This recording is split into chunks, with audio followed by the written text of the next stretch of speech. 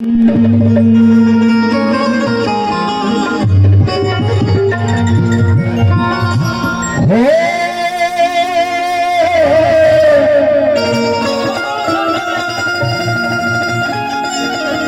Sound बड़े भैया करा कर देखो साउंड में कोनो जोड़ा नहीं थे। समाचार बन लगातार कार्यक्रम चलत है, जौन भी त्रुटि हुई आप सब बदले बने भाई बहन हमने के जाय सुना हो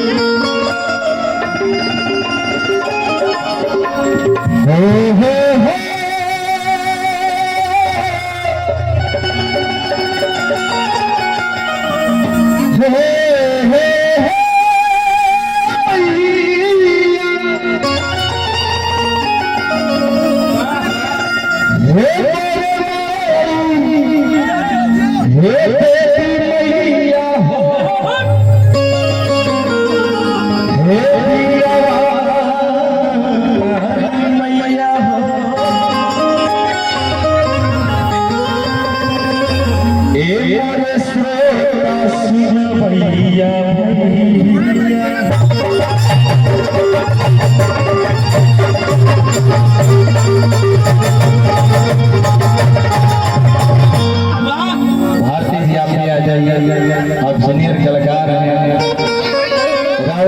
के जोड़ा नहीं भगवान के दिहल गिफ्ट शिवानी जी आज भैया के हमारे साथी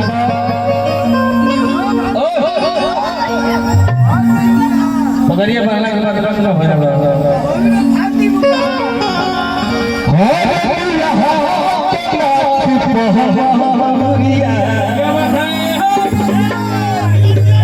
मनीष भैया बहुत पहले आज हमारे सौभाग्य लगे हम तारा साथी में आज गावत है इतिहास की हर चीज हो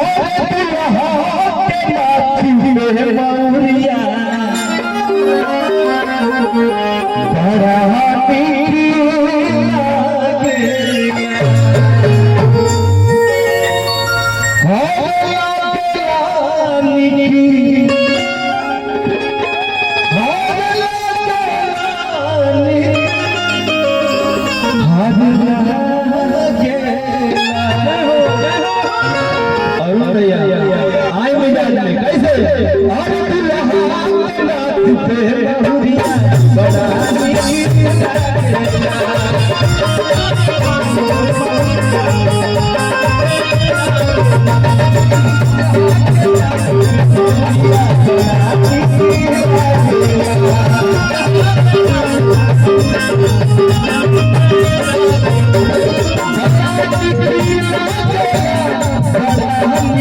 लागे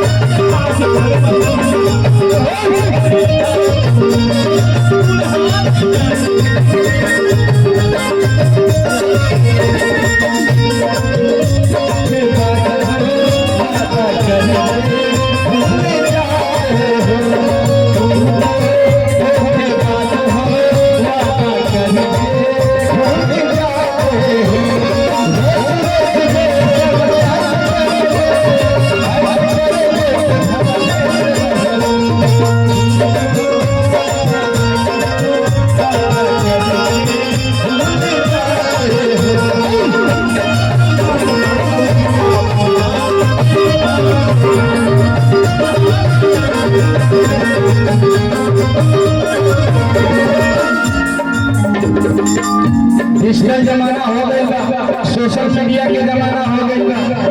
वजह से ऑफिशियल पेज से लाइव हो रहा है। जहाँ भी हमने के कार्यक्रम होला एजेंट हम लोग बाड़े, लेकिन जहाँ भी कार्यक्रम होला के हजारों हजार लोग प्यार देला। तो सोशल मीडिया के जमाना बा, आपको वजह से ऑफिशियल के आप सब सब्सक्राइब करी जो हमारे यूट्यूब पे चैनल में और जो पेज से जुड़ी जा जो हमारे पेज बाटे फेसबुक पे आप सबके हमेशा अपडेट मिली आप सबके इंटरटेन करे खातिर बढ़िया बढ़िया गीत अपलोड कइल जाई कहे के भाव दुल्हा के भैया सब हस्ती भैया जा